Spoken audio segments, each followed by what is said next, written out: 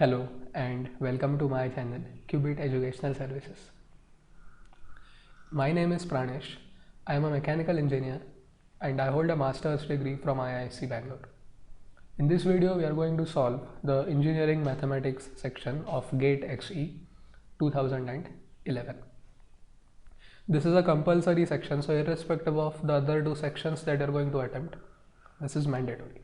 Okay, the weightage is 15 marks and there will be 7 questions carrying 1 mark each and 4 questions carrying 2 marks each. And usually there will be one question from all the disciplines from the syllabus set by the GATE authorities. Okay, so let us start with our first question, which is based on vector differential calculus. A vector field is called solenoidal if its divergence is 0. Okay, consider the vector fields p bar and q bar given by p bar equal to this big expression and q bar equal to xyz squared times p bar. So basically q bar is obtained by multiplying the vector field p bar by a scalar field xyz squared. Then p bar and q bar are both solenoidal, both are not solenoidal. P is solenoidal but not q, q is solenoidal but not p.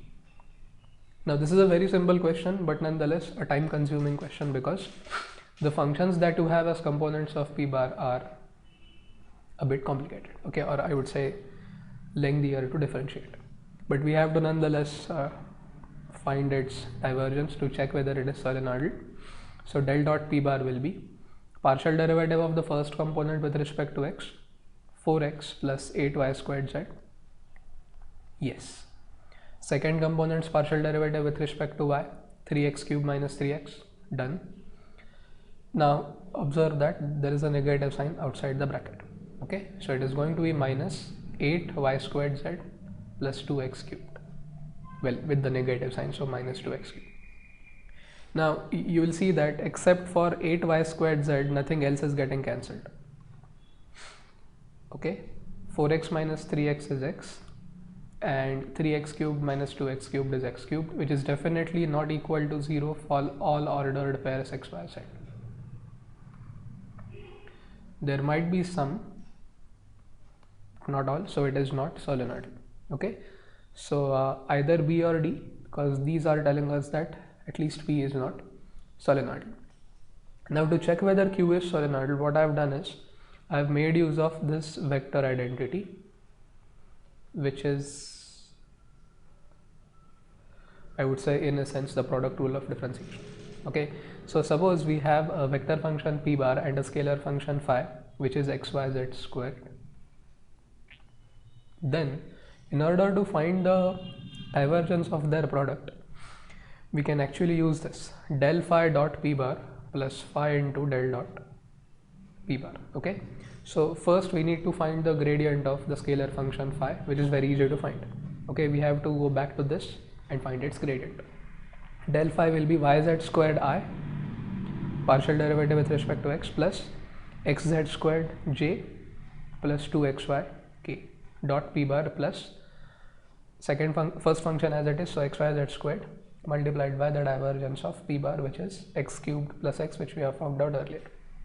Okay, now what we have to do is we have to take this dot product of the gradient of phi with p bar. Okay, and if we do that, then we expect to get 6 terms. So this is how we go about doing it. First we will go to yz squared, which is the I component of del phi and the I component of p, and we will take, well, we'll take the product. Okay, so yz squared into 2x squared plus 8xy squared into z, that will give you this. Okay, then let us go to the j component of del phi, which is xz squared, and let us go to the j component of p bar and let's take their product. Okay, that will give you these two terms. Now observe that because the second term here is negative, even here we will have that negative sign. Now last part will be taking the product of the z components or the k components. Okay, 2xyz multiplied by minus and this bracket. Okay, so that will give you this term with the two negative signs. Okay, and let's also not forget this. Okay, phi into del dot p bar part x y z squared into x cube plus x, so that will be x to the power 4 y z squared plus x squared y z squared. Okay, and now you will find that everything gets cancelled.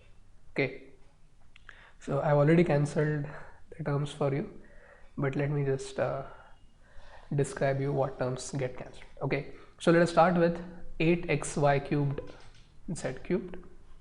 This will get cancelled by this term.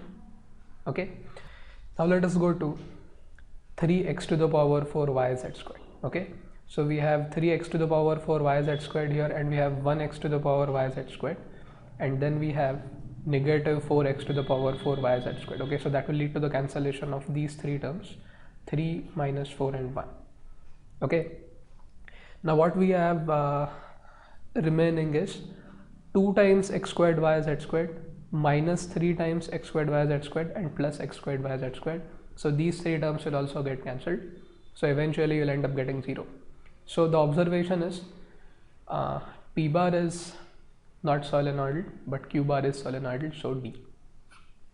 Okay, now if you know the vector identity that we have used here, then it is going to save your time. Alright, otherwise you will keep on multiplying this by x y z squared, and then you will find the divergence. But nonetheless, knowing the formula is going to help us in saving our precious time. So that's question 1. Let us go to question 2. Question number 2 is based on linear algebra eigenvalues. The eigenvalues of a 3 by 3 matrix P are 2, 2 and minus 1. Then P inverse is equal to, and we have 4 options. Now this is based on the Cayley-Hamilton theorem, which states that every matrix satisfies its own characteristic equation. And you should also know how to find the characteristic equation quickly if you know the eigenvalues. Okay, it is lambda cubed. Now I'm telling this for a 3 by 3 matrix. Okay, lambda cubed minus trace of the matrix into lambda squared, which is the sum of the diagonal elements of the matrix, but this also happens to be the product, the sum of the eigenvalues. Okay, 2, 2 and minus 1, so 3 plus. Now here you actually have the sum of the minors of the diagonal elements of the original matrix, but because we don't know it, we can actually make use of the fact that this is given by AB plus BC plus CA if the roots of the cubic equation are ABC. Okay, so if we take the product of the roots 2 at a time, then we will get 2 into 2 4, 2 into minus 1 minus 2, again 2 into minus 1 minus 2 lambda minus the product of the roots, okay, or the determinant of the matrix, which is also product of eigenvalues. So 2 into 2 into minus 1, so minus 4, okay, with the negative sign already in the formula. So having obtained the characteristic equation of the matrix, let's now use the Cayley-Hamilton theorem. So basically we have to replace lambda by A and the 0th power of lambda by the identity matrix, and then we will have a null matrix of the order 3 by 3. Okay, so we'll have a cube minus 3a squared plus 0a plus 4i equal to 0, and because the determinant is not equal to 0, the matrix is invertible. Okay, that means A inverse exists. So we have to now multiply both sides by A inverse. So A cube will become A squared will become A, this term is anyways a null matrix, and 4 times I will become 4 times A inverse equal to null matrix. Okay, now by following the rules of matrix algebra, what I'm going to do is I'm going to shift minus 3 and A squared to the other side. Okay, so they'll become now positive and negative respectively, and then you have to multiply both sides by 1 upon 4. So A inverse will be 1 upon 4 into 3A minus A squared.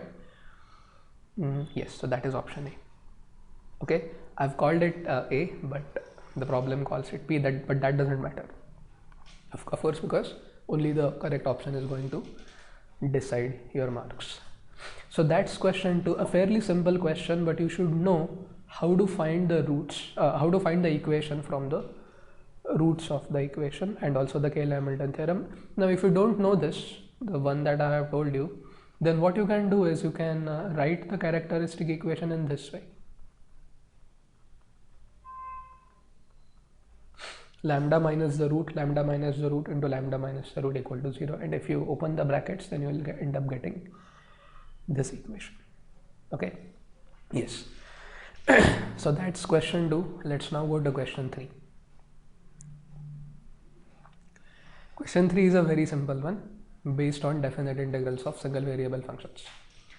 The integral of f of x with respect to x with limits negative 5 pi by 2 to positive 5 pi by 2, where f of x is e to the power pi x squared sine cubed x plus 4 cos x equals. Clearly, this is an odd function, okay, because the first function is even and the second function is odd. Okay, so even into odd function is again an odd function. And this is an even function. Yes. Now, definite integral of any odd function from minus a to a is always 0. So there is no need to find the antiderivative of this. Let's go to 4 cos x, and because it is minus a to a, it will be 2 times 0 to a. Okay, 4 cos x. Integral of cos s sine. Yes, and don't forget this 4 and this 2. So that will be 8 into sine of 5 pi by 2 minus sine of 0. Now sine of 5 pi by 2 can either be obtained on calculator or you can use the allied angles formula.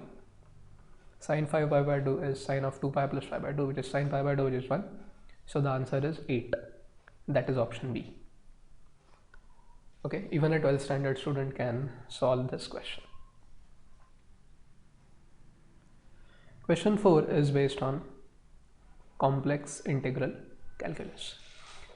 The integral of z cubed e to the power z upon z minus 1 bracket cubed dz along the closed curve C, which is a circle, mod z equal to pi by 2, oriented counterclockwise equals 0, 2 pi I, 13 e pi I and 20 e pi I.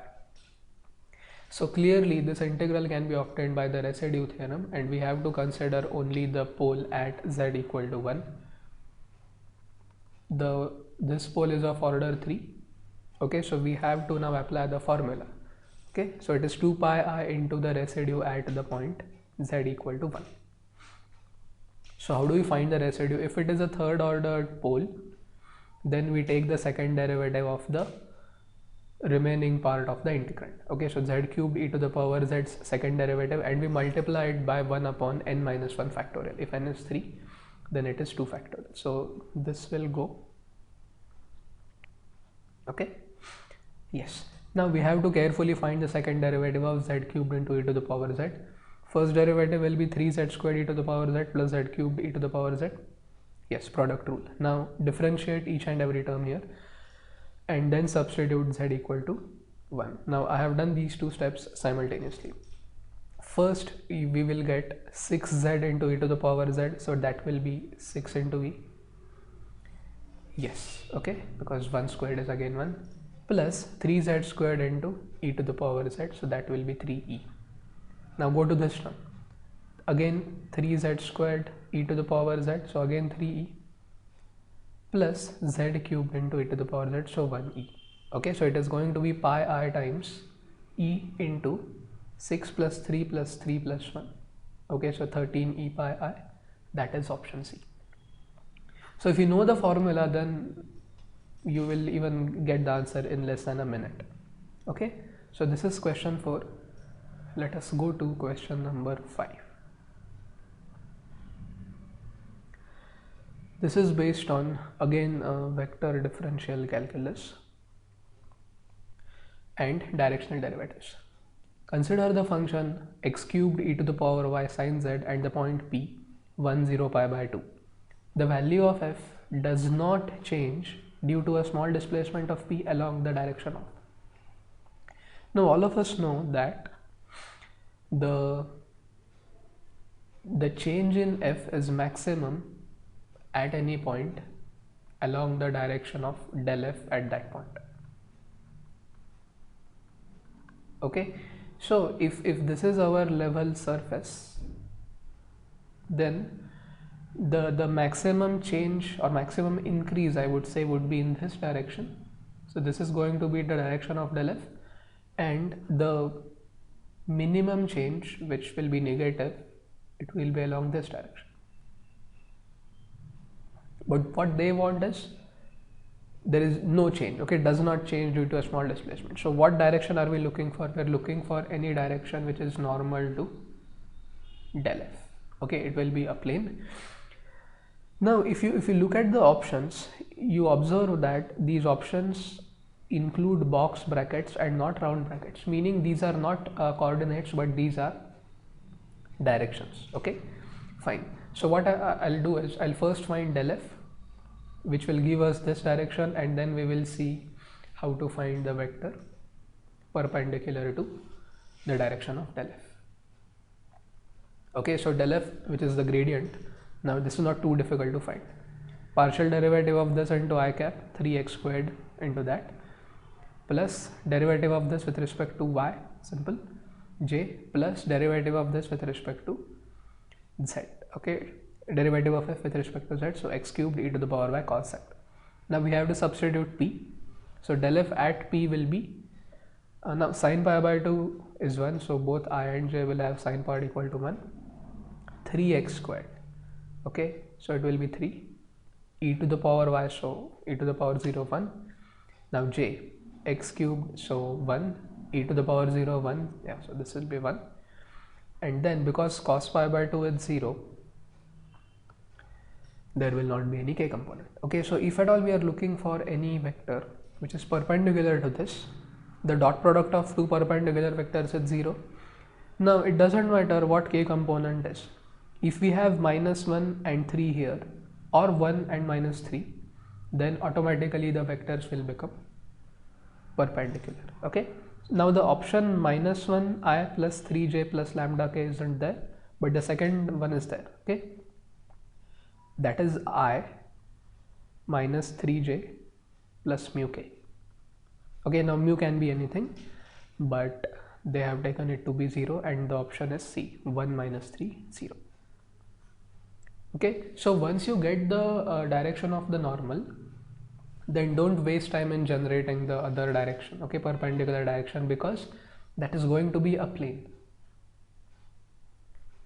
And from this plane, what vector you want is something that you don't know. Okay, can be anywhere. So just make use of the options, or just observe what direction you have got. Okay, so this is question 5.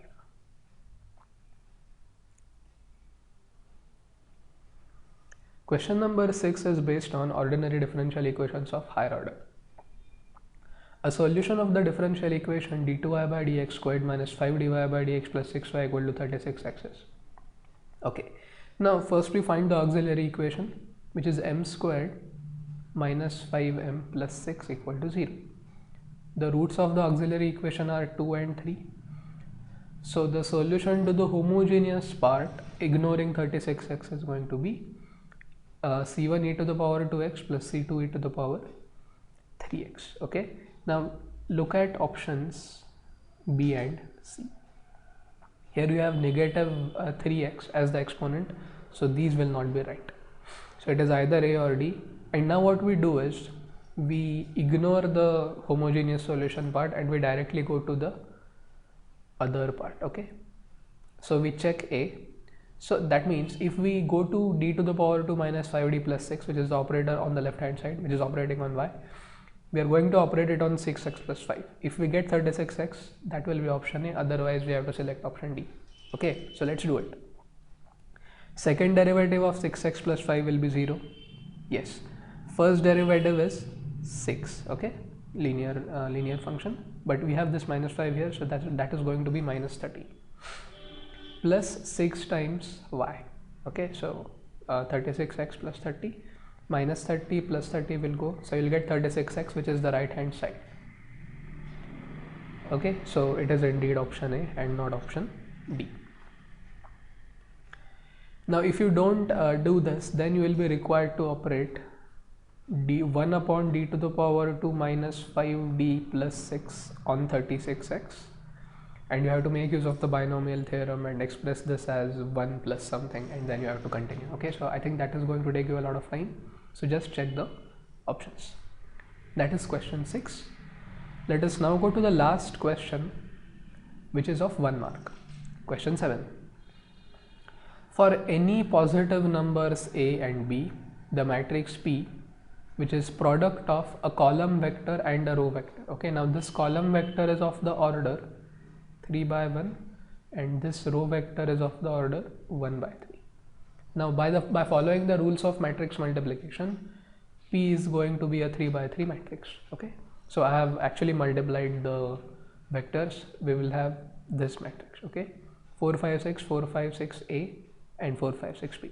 Now clearly the rows 2 and 3 depend on the first row, so clearly the determinant is 0, and also because A and B are positive or non-zero, essentially the rank is going to be 1, because if we perform the operations excuse me, R2 minus A R1 and R3 minus B R1, then we are going to get zeros here, so the rank is also going to be 1.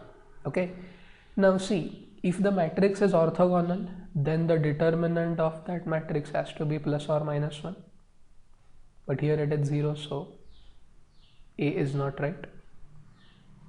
Yes. Then we have identified the rank to be 1, so D is also not right. Yes.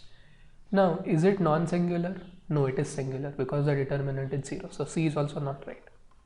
Okay, so it is clearly diagonalizable, which means its eigenvectors are linearly independent of each other.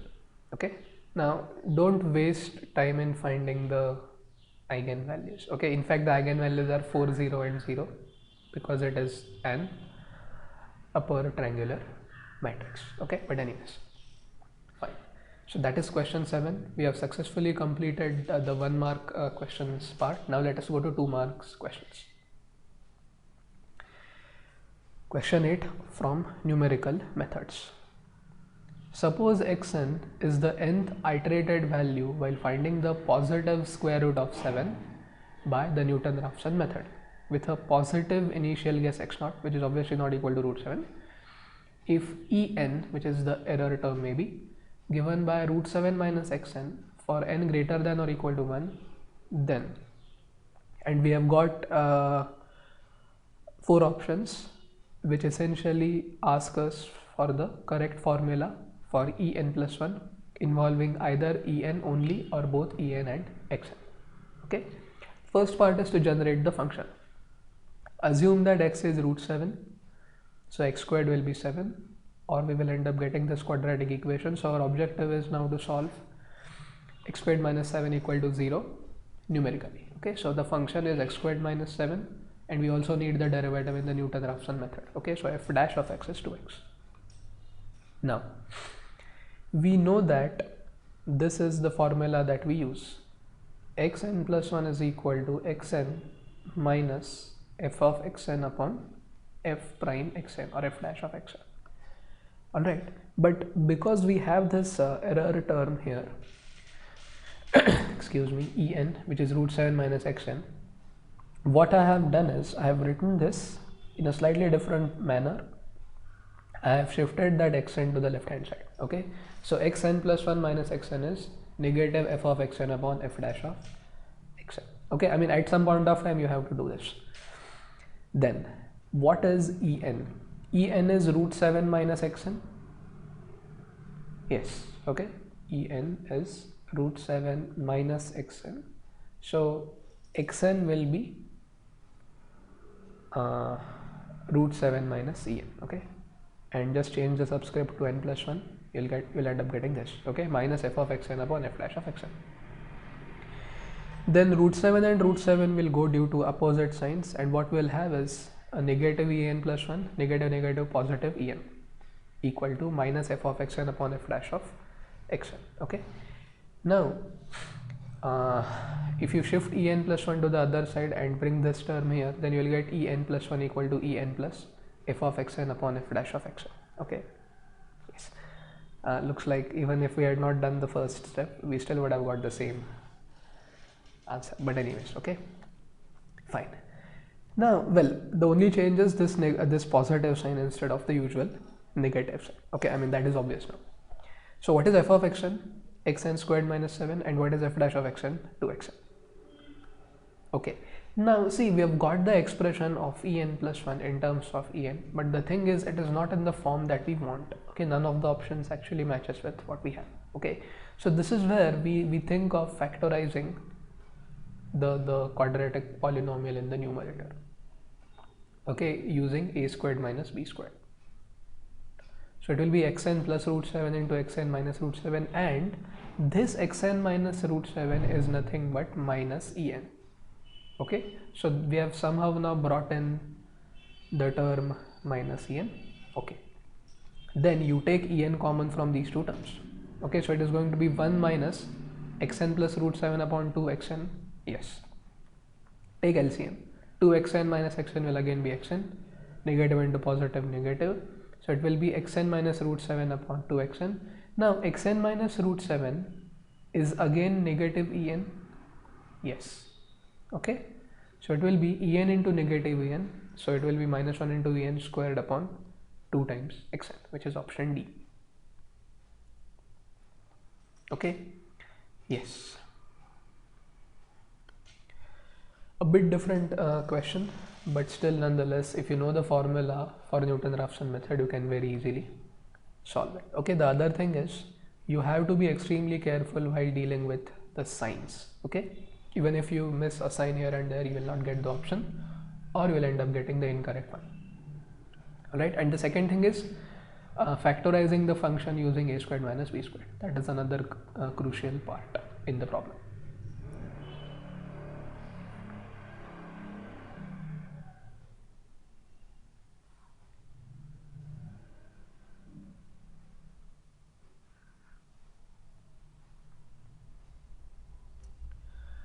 Let us now go to question 9, which is based on the partial differential equations. The solution of the initial value problem, da by u by da by t equal to da by 2u by da by x squared, with x lying between 0 and pi and t positive, with boundary and initial conditions which are given is. Okay, now you observe that this is a parabolic partial differential equation, and those of you who have studied thermodynamics or heat transfer, you might recall that this equation corresponds to the mathematical model of 1D unsteady state heat conduction equation. Okay, provided U denotes temperature, T denotes time, and X denotes the spatial variable. Okay, alright. Now to start with, we must know the general solution of 1D unsteady state heat conduction, okay, in its usual form, which is U equal to C1 cos mx plus C2 sin mx into e to the power minus m squared t. Okay, now if you don't know how we got this equation, please go to your books, textbooks. You will very easily find it even in the Erwin Krieger. Okay, now the thermal diffusivity is 1 here, this term here, which is usually c squared, that is 1, so that will not get reflected here. Okay, all right, now our job is to correctly apply them, the initial and the boundary conditions, in an appropriate sequence. Okay, so first I'm going to apply da by u by da by x at 0 at 0.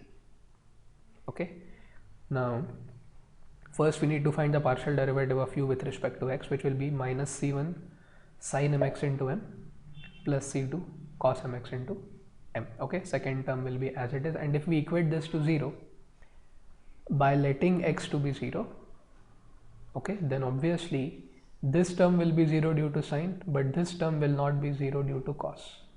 Okay, so this implies that c2 must be 0.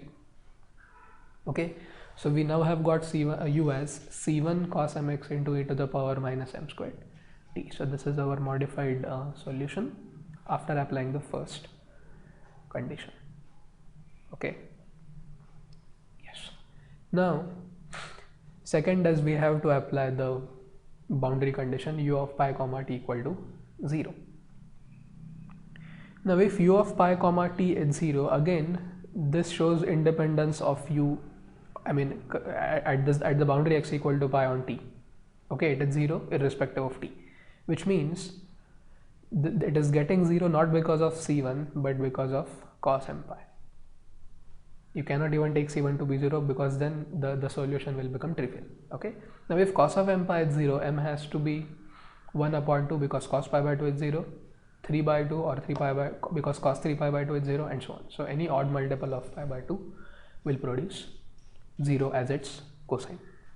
Okay, which means we have now successfully got m's. Okay, which means by the superposition principle we can now generate a series solution. So let us replace c1 by appropriate constant. Now I'm not using bn because this is not going to be a sine series, this is going to be a cosine series.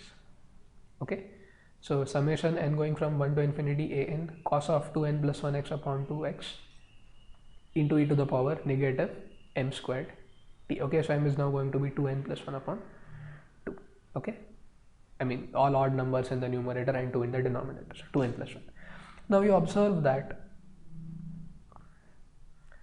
we have cos of 2n plus 1 upon x only in option A. You don't have that 2n plus 1 here. You have sine here and here you have sine x. Okay, so clearly it has to be option A. We have not made use of the initial condition. Okay, initial temperature you may, if you want to call it, but that will give you this formula, 2 by pi into 0 to pi f of x into that. Okay, so this is question 9. The most important part in this solution is to know the general solution of the 1D unsteady state heat conduction equation, or in general this parabolic equation. Question 9 is done. Let us now go to second last question, that is question number 10. Again a simple question from differential calculus of single variable functions, 12th standard question. Now this is a piecewise defined function. The function f of x defined by f of x equal to 3 minus x squared x less than or equal to 1, 3 minus x 1 less than x less than or equal to 2, x minus 1 x greater than 2 has local maxima at 3, local minima at 0, local maxima at 0, no local minima, a local maxima at 0 and a local minima at 2, no local maxima and a local minima at 1. Well, actually, because these are plurals, they should have called it maximum and minimum, but anyways, okay, fine.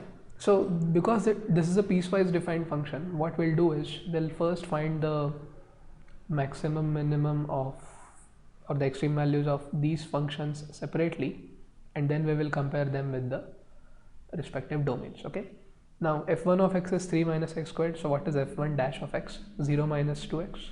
If we equate it to 0 by the first derivative test, we'll get x equal to 0.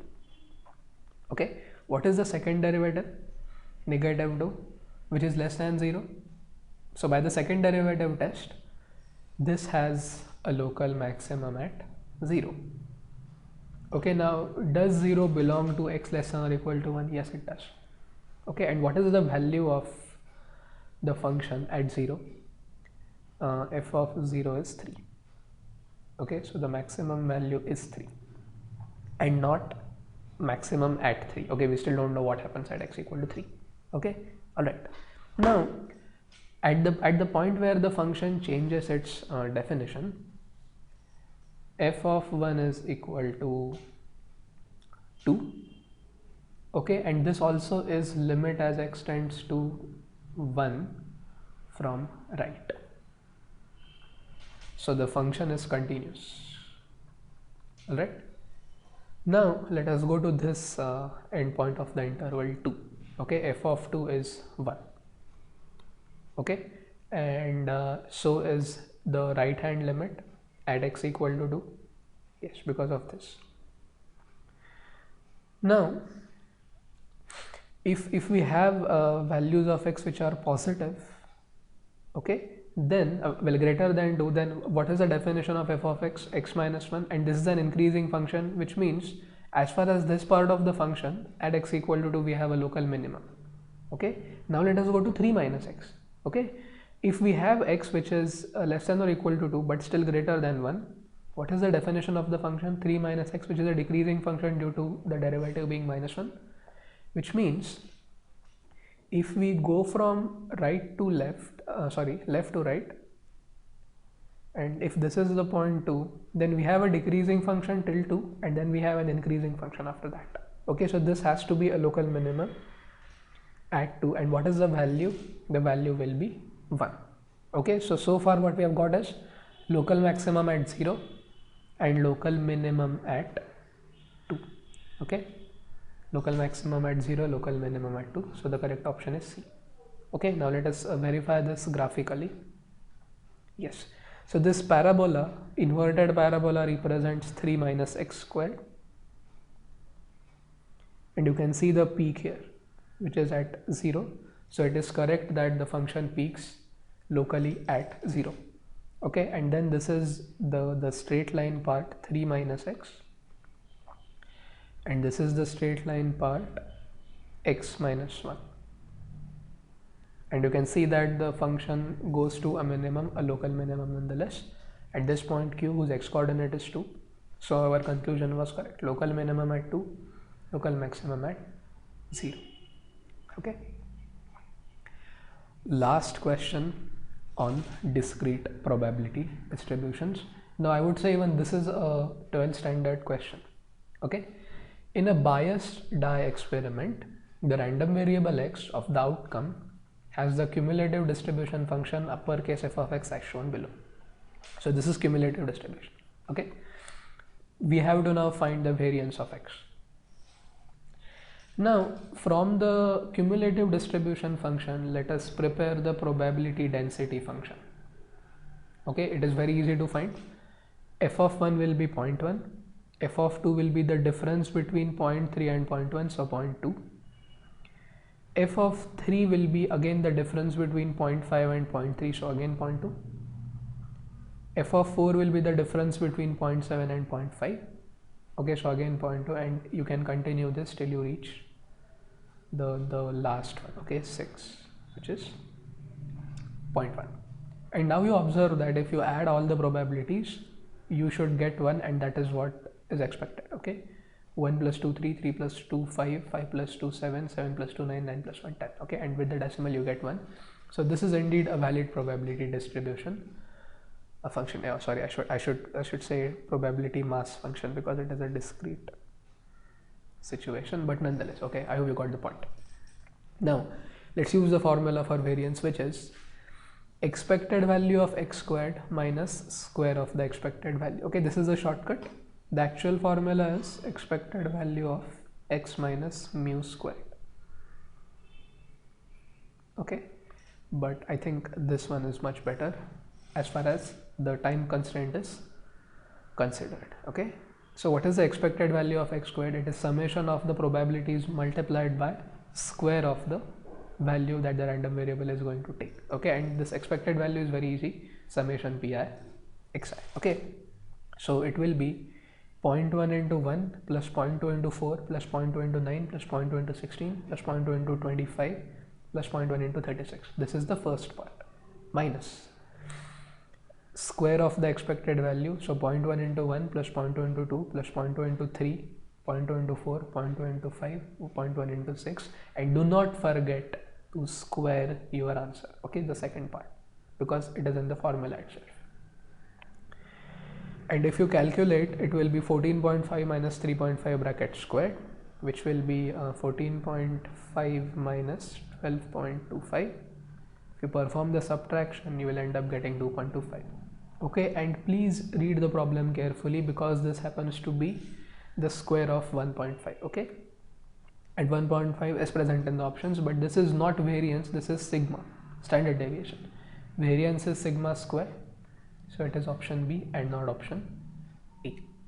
Okay, yes, if they had asked standard deviation, then you would have marked 1.5, but now you have to mark 2.25 because they have asked variance, right? Yes, so this completes the discussion of GATE XE 2011 Engineering Mathematics section, and with that I'm going to conclude this session. Thank you for watching and all the best for your GATE. Thank you.